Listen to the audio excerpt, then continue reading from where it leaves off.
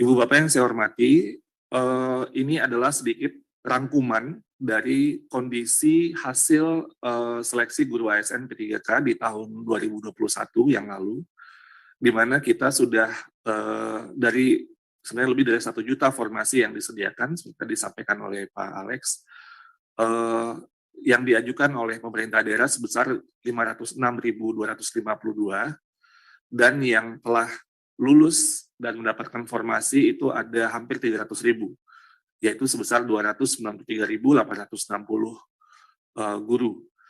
Dan juga ada guru yang di kotak kuning yang di tengahnya 193.954 yang lulus tapi belum mendapatkan formasi. Dan ada 437.000 guru lain yang ini yang belum lulus, sebagian juga ada yang belum pernah mengikuti ujian baik tahap 1 maupun tahap 2. Lalu kemudian di sebelah kiri bawah itu bisa kita lihat, walaupun sebenarnya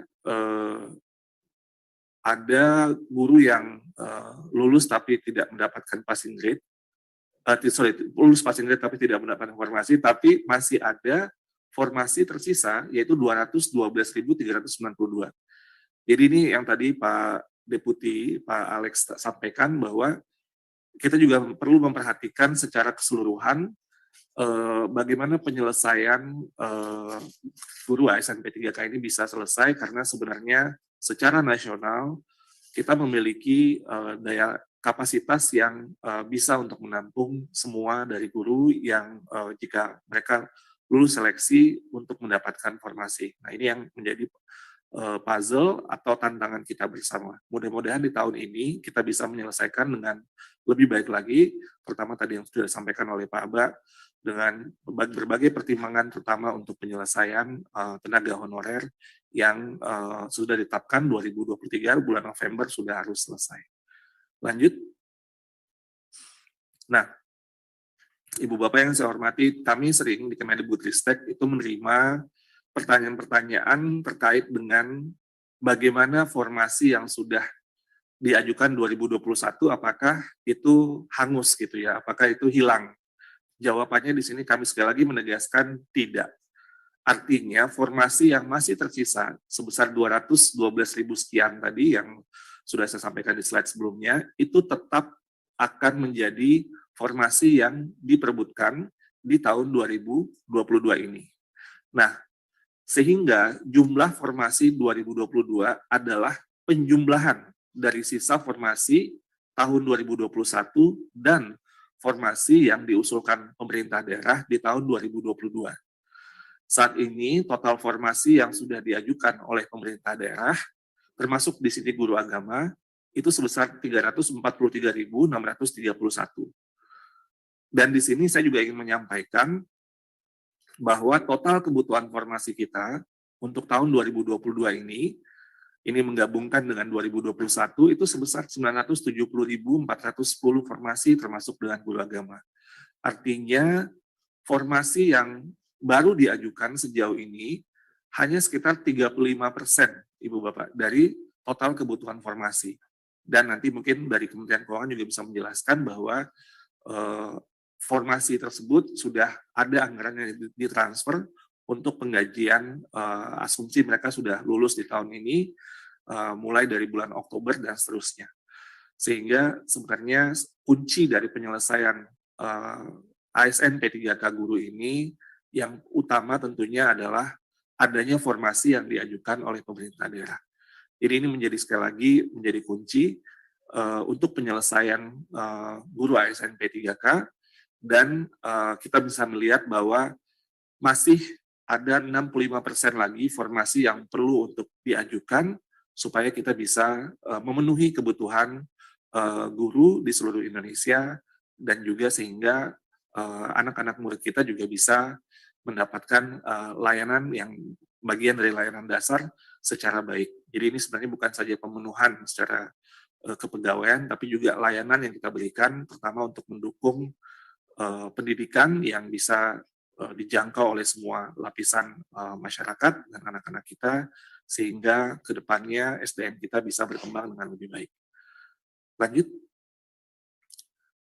Nah, di slide ini intinya kami ingin menyampaikan bahwa jika kalau tadi potret secara nasional ada 343.000 formasi yang baru diajukan atau baru 35%. Tapi itu sebenarnya secara agregat nasional. Jika kita breakdown kepada masing-masing pemerintah daerah, sebenarnya ada sekitar 303 atau 60% pemerintah daerah yang tidak memiliki formasi yang cukup untuk menampung guru yang lulus passing grade, meskipun sudah menambahkan formasi 2021 ditambah dengan 2022. Jadi artinya ini perlu menjadi perhatian sehingga guru yang lulus passing grade itu bisa mendapatkan formasi langsung di daerah Bapak Ibu semua. Ini mungkin saya gampangnya membaginya dengan 2 kategori saja. Kalau di slide ini ada yang sangat aman, aman, tidak aman, dan sangat tidak aman. Kalau kita yang hijau dan kuning ini kita gabungkan menjadi aman, tidak aman, dan sangat tidak aman, ini tidak aman, gitu ya. Penjelasannya yang aman berarti formasi gabungan 2021 dan 2022 itu lebih besar daripada guru yang lulus passing grade di daerah tersebut. Ini kalau dijumlahkan 19% tambah 21% itu 40%. Jadi 40% Pemda itu dalam kategori aman, dalam konteks bisa menampung guru lulusan passing grade dengan formasi yang sudah ada saat ini. Namun ada 60% yang kami analisis Pemda yang dalam kondisi yang tidak aman. Artinya guru yang lulus passing grade itu jumlahnya lebih besar daripada formasi yang disediakan. Dengan kata lain, formasinya lebih kecil, walaupun sudah digabung 2021 ditambah usulan formasi 2022. Sehingga nanti ketika ada guru lulus passing grade yang tidak bisa diserap oleh Pemda tersebut. Nah, ini yang sekali lagi kami ingin mendorong semua ibu bapak semua dari berbagai instansi, dari berbagai pemerintah daerah untuk mendorong pengajuan formasi, nanti mungkin Pak Abah akan menjelaskan mekanismenya di tahun 2022 ini. Nah, jika kita lihat dari populasi guru kita, itu guru-guru kita yang ada di 40% Pemda yang aman ini, itu 10% atau 10,4%, jumlahnya 20.000 sekian dari total 193.000 guru. Sementara 173.000 guru atau 90% dari guru-guru kita yang sudah lulus passing grade ini berada pada Pemda yang mengajukan formasinya lebih sedikit. Jadi kalau tadi kita lihat secara Pemda, tapi secara individu gurunya ini jumlahnya lebih banyak, 90% berada di Pemda yang mengajukan formasinya lebih sedikit sejauh ini. Yang mudah-mudahan nanti akan nambah dengan daripada yang sudah diusulkan 2021 dan 2022. Nah, ini adalah kunci sekali lagi Bapak Ibu yang mungkin perlu kita dorong sama-sama, tentunya yang paling ideal bisa 100% dari kebutuhan itu diajukan sehingga kemudian bisa menyelesaikan untuk ASN P3K guru di tahun ini. Silakan lanjut. Baik. Nah, dengan latar belakang itu maka izinkan saya untuk kemudian menjelaskan 3 jenis mekanisme seleksi guru ASN P3K di tahun 2022 berdasarkan Permenpan RB 20 tahun 2022. Ada 3 jenis mekanisme seleksi. Pertama adalah penempatan yang lulus passing grade. Yang kedua, seleksi kesesuaian atau verifikasi. Dan yang ketiga adalah seleksi tes. Mari saya jelaskan dulu satu-satu, nanti akan saya elaborasi di slide berikutnya. Penempatan yang lulus passing grade, yang mekanisme yang pertama, ini adalah untuk semua guru-guru kita yang sudah lulus nilai ambang batas atau sudah lulus passing grade pada seleksi tahun 2021 di tempat tugasnya masing-masing atau ditempatkan di satuan pendidikan yang membutuhkan di pemerintah daerahnya. Jadi ini sekali lagi untuk guru-guru yang sudah lulus nilai ambang batas atau passing grade. Ini ada sebesar 153.000 sekian tadi. Dan ini kita selesaikan ini dulu menjadi prioritas pertama. Jika masih tersedia formasi di Pemdanya, sekali lagi kan akan bergerak sesuai dengan konteks pemerintah daerah, maka akan dilakukan mekanisme yang kedua. Mekanisme yang kedua, ini adalah seleksi kesesuaian atau verifikasi yang dilakukan dengan mempertimbangkan berbagai hal, termasuk dalam hal ini untuk dimensi kompetensi profesional, pedagogik, sosial, dan kepribadian, dan yang akan menjadi fokus pada seleksi mekanisme kedua ini adalah PHK2, jadi ini yang tadi sudah disampaikan juga oleh Pak Deputi, Pak Alex, dan juga guru honorer yang terdaftar di Dapodik selama 3 tahun minimal, jadi artinya masa kerja sudah minimal 3 tahun. Jika masih tersedia formasi, maka dilakukan seleksi yang ketiga, yaitu seleksi tes, yaitu dengan mempertimbangkan dimensi kompetensi teknis, kompetensi manajerial, dan sosial kultural, dan ini akan diikuti oleh guru honorer negeri yang terdaftar di Dapodik kurang dari 3 tahun, lulusan PPG, dan guru honorer swasta yang terdaftar di Dapodik. Sekali lagi Bapak Ibu, ini kata kuncinya ini adalah yang panah sebenarnya, jika masih tersedia formasi. Jadi untuk bisa, ini nggak otomatis masing-masing Pemda akan melakukan, karena kalau tidak ada formasi berarti 1 sudah selesai, 2 tidak bisa dilakukan. Tapi kalau masih tersedia formasi di 1, maka dilakukan mekanisme kedua. Jika masih ada formasi di 2 masih tersisa di pemerintah daerah tersebut, maka kita lakukan yang ketiga. Jadi itu tanda panah yang di bawah itu menjadi kunci dari jalannya mekanisme, terutama yang kedua dan ketiga. Kalau yang ke-1 kita akan langsung lakukan, tapi yang kedua dan ketiga itu memang sangat berdasarkan kepada ketersediaan formasi, dan harapan kita formasi ini akan terus dimaksimalkan oleh masing-masing pemerintah daerah. Lanjut, saya akan elaborasi satu-satu. Nah, untuk mekanisme yang pertama, mekanisme penempatan guru lulus passing grade tahun 2021, ada 193.000 lebih guru yang telah memenuhi nilai ambang batas dan ditempatkan di satuan pendidikan berdasarkan kebutuhan dan kuota yang tersedia di daerah, dan ini kami juga sering mendapat pertanyaan tanpa mengikuti ujian kembali, gitu ya, Bapak Ibu. Jadi, tapi harus daftar. Jadi ada beberapa pertanyaan, kenapa kami harus daftar? Karena kita harus verifikasi juga apakah Bapak Ibu masih, pertama masih berminat, terus yang kedua juga mungkin, mohon maaf, ada yang mungkin sudah meninggal dunia dan sebagainya. Jadi kita perlu memastikan bahwa proses pendaftaran ini dilakukan tapi tidak mengikuti ujian kembali. Jadi tidak ada tes untuk itu, tapi proses pendaftaran harus dilakukan. Poin yang kedua di sini adalah individu yang ditempatkan di tempat tugas masing-masing sepanjang kebutuhan tersedia. Apabila tidak terdapat kebutuhan di tempat tugasnya, maka akan ditempatkan pada satuan pendidikan yang membutuhkan. Apa artinya nih Bapak Ibu? Kita semaksimal mungkin berdasarkan tentunya formasi yang tersedia dan kebutuhan dari masing-masing satuan pendidikan atau sekolah di mana Bapak Ibu berada, kita ingin Bapak Ibu tidak keluar dari tempat tugasnya. Namun, jika tidak terdapat kebutuhan di tempat tugasnya, maka satuan pendidik kita akan tempatkan di satuan pendidikan yang membutuhkan di pemerintah daerahnya. Jadi ini gampangnya, misalnya itu ada sekolah, saya lupa tuh ada yang jumlah gurunya saya lupa ya, mungkin guru olahraga kalau saya nggak salah itu kayak 10 orang gitu ya, kayak nggak mungkin satu sekolahnya SMP guru olahraganya sebanyak itu. Jadi artinya kebutuhannya tidak akan langsung bisa di sekolah itu, tapi kita akan lakukan analisis untuk tetap mendapatkan ditempatkan di satuan pendidikan yang membutuhkan. Bagaimana cara melakukannya? Prioritasasi adalah nomor 3. Prioritas penempatan dilakukan berdasarkan urutan kategori pelamar. Yang kita utamakan, seperti tadi yang sudah disampaikan Pak Deputi, adalah THK2. Jadi THK2 dulu kita selesaikan, yang lulus passing grade yang THK2, baru kemudian guru honorer negeri, baru kemudian lulusan PPG, baru kemudian honorer swasta.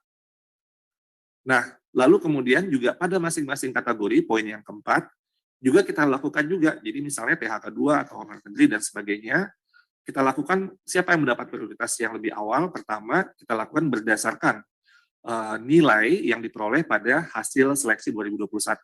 Kan ada kompetensi teknis, manajerial sosiokultural, wawancara, dan juga ada dengan usia. Nah, di sini kita juga bisa melihat, pertama kita lihat dulu kompetensi teknisnya. Siapa nilainya yang lebih tinggi, itu yang akan lebih diprioritaskan. Baru kemudian manajerial sosiokultural, filter kedua, filter ketiga nilai wawancara, dan filter keempat berdasarkan usia. Jadi ini akan kita lakukan proses mekanisme penempatan lulus passing grade. 4 poin ini menjadi poin yang utama. Oke, jadi nah itu tanda panah yang yang di kanan bawah, Bapak Ibu, itu jika pada seleksi masih tersedia formasi, kita buka seleksi untuk mekanisme yang berikutnya, yaitu silakan slide berikutnya. Mekanisme yang kedua, seleksi kesesuaian atau verifikasi bagi pelamar PHK 2 dan guru honorer sekolah negeri minimal 3 tahun bekerja dan terdaftar di Dapodik. Di sini, pertama, kita lakukan bagi guru yang lulus passing grade, jika masih tersedia formasi, lalu seleksi di sini adalah pertama, kita lihat apakah kualifikasinya linear apa tidak. Jadi ini perlu kita pertimbangkan kualifikasi yang diampu oleh guru tersebut. Misalnya kualifikasi akademik atau diploma 4 dan juga memiliki sertifikasi pendidik, kita lihat linear apa tidak dengan mata pelajaran yang dilamar. Lalu kita juga mempertimbangkan dimensi untuk kompetensi yang dimiliki oleh gurunya secara baik itu profesional, pedagogik maupun sosial kepribadian, dan juga verifikasi kinerjanya. Apakah mereka indikatornya misalkan memberikan orientasi pelayanan, komitmen, inisiatif kerja, dan kerjasama. Dan yang terpenting di sini, yang ini yang paling penting yang perlu ditekankan adalah background check atau pemeriksaan latar belakang. Kita harus melakukan verifikasi bahwa untuk menjadi guru jangan sampai terlibat hal-hal yang tentunya tidak mencerminkan sebagai profesi guru. Misalnya melakukan perundungan, kekerasan seksual, penyalahgunaan narkotika dan sebagainya, dan juga intoleransi. Jadi ini akan kita lakukan mekanisme untuk verifikasi hal-hal tersebut. Dan yang terakhir adalah seleksi wawancara untuk mempertimbangkan aspek integritas dan moralitas. Jadi ini nanti mekanismenya akan kita buat dengan cara yang lebih memudahkan, karena seperti yang tadi disampaikan oleh Pak Deputi, kita perlu untuk mempertimbangkan banyak hal dalam memastikan layanan kepada murid-murid kita itu tetap dapat berlangsung dengan baik dan lancar, dan juga bagaimana kita menyelesaikan permasalahan secara big picture untuk kedepannya. Kita akan melakukan pengetatan dari segi mekanisme atau seleksi yang kita lakukan untuk guru-guru kita. Nah, kembali lagi di sini tanda panah yang paling kanan bawah itu, jika pada seleksi ini masih tersedia formasi, kita akan buka seleksi selanjutnya, yaitu silakan. Yang ketiga adalah mekanisme seleksi tes bagi pelamar umum. Nah, seleksi ini dilaksanakan jika masih ada kuota formasi P3K guru sesuai dengan setelah seleksi kesesuaian atau verifikasi tadi yang kedua tadi kita lakukan. Seleksi ini menggunakan sistem computer assisted test atau tes yang berbasis komputer yang dilakukan dengan sistem ujian nasional berbasis komputer. Di sini sebenarnya mekanisme ini sama dengan mekanisme yang tahun lalu, di mana ada kompetensi teknis, manajerial sosiokultural, pertanyaan wawancara yang dijawab secara tertulis, ada butir-butir soalnya, ada waktunya, total ada 140 sampai 160 butir soal tergantung pada mapel, dan waktu totalnya 170 menit atau sekitar hampir 3 jam, dan keseluruhannya kompetensi teknis bobotnya 60%, manajerial sosial kultural dan wawancara 40%. Ini ditujukan pertama sekali lagi jika masih tersedia formasi dan pelamar tesnya adalah mereka yang sudah menjadi guru honorer di sekolah negeri kurang dari 3 tahun dan terdaftar di Dapodik, lulusan program pendidikan profesi guru, dan juga guru honorer di sekolah swasta yang terdaftar di Dapodik. Lanjut. Baik, Ibu Bapak sekalian, yang tadi sudah disampaikan oleh Pak Asisten Deputi, Pak Aba, bahwa kami menyediakan layanan help desk yang dapat digunakan untuk jika pertanyaan-pertanyaan lebih lanjut nantinya, jika ada yang ingin mendapatkan informasi yang lebih detail, di sini bisa ada call center, ada Telegram, atau bisa juga melalui portal bantuan. jam operasionalnya dari jam 7 pagi sampai jam 8 malam. Jadi Bapak Ibu ini juga silakan dimanfaatkan juga. Namun juga kami juga menyampaikan, tadi sudah disampaikan oleh Pak Aba, akan ada rapat koordinasi lanjutan yang mungkin lebih teknis, yang nanti akan lebih banyak kita bahas untuk diskusi lebih mendalam tentang bagaimana melakukan mekanisme-mekanisme tadi sesuai dengan konteks Pemda yang ada di Bapak Ibu masing-masing. Tapi sekali lagi saya menegaskan bahwa kuncinya di sini adalah tentunya pengajuan formasi semaksimal mungkin, karena itulah yang sebenarnya akan sangat membantu para guru-guru kita untuk mendapat kesempatan menjadi ASN P3K sehingga mereka dapat memberikan layanan yang lebih baik karena secara kesejahteraan mereka mendapat jaminan yang lebih baik dan juga secara pekerjaan juga mendapat perlindungan yang lebih baik dan juga secara kesempatan untuk melakukan peningkatan kompetensi juga akan semakin baik. Ujung-ujungnya layanan dasar yang paling mendasar yang kita bisa sediakan untuk seluruh anak-anak kita juga bisa semakin baik ke depannya. Demikian yang dapat saya sampaikan. Terima kasih. Mohon maaf atas salah-salah kata. Wabillahi taufik wal hidayah. Wassalamualaikum warahmatullahi wabarakatuh.